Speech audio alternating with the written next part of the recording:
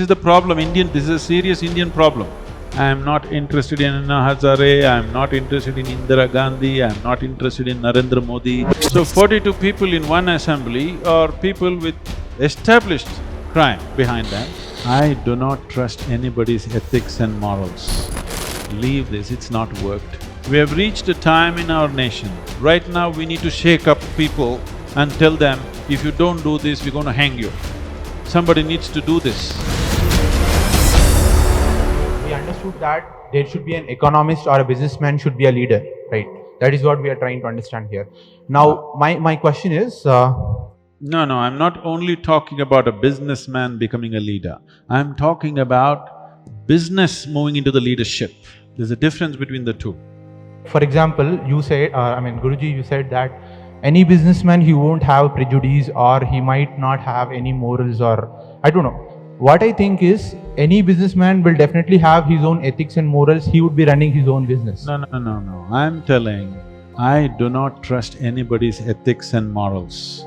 Nation doesn't have the patience to check your ethics and morals. We need laws which are enforceable, 100% enforceable. This is the problem, this is a serious Indian problem, what you're saying.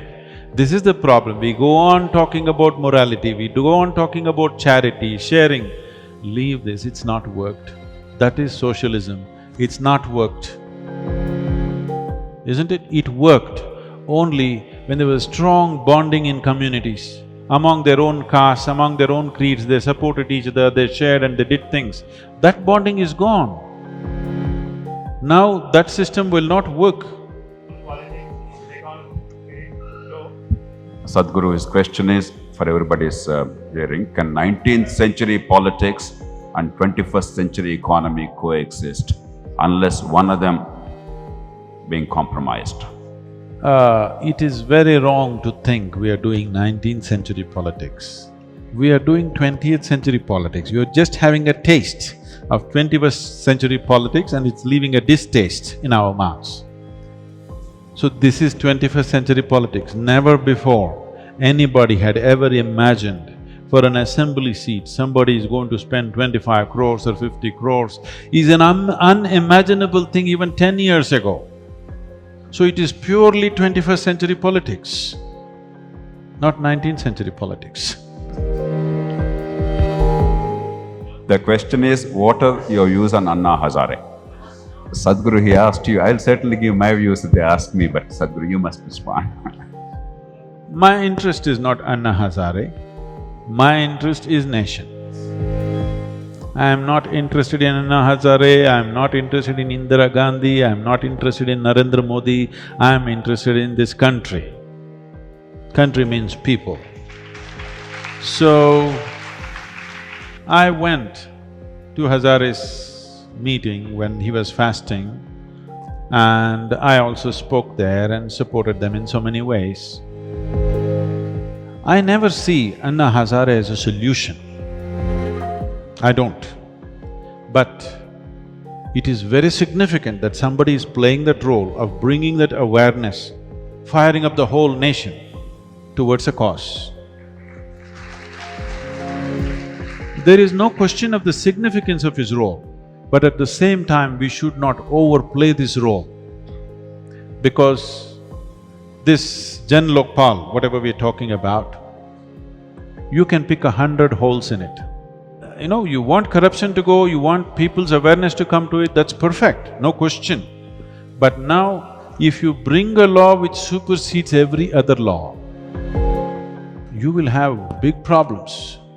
And how will you populate these positions which will enforce these laws? If already all the criminal procedures codes that you have is being enforced by people who are corrupt and misusing it in 1,000 different ways, how do you know tomorrow the Lokpal, where do you import them from, I'm asking?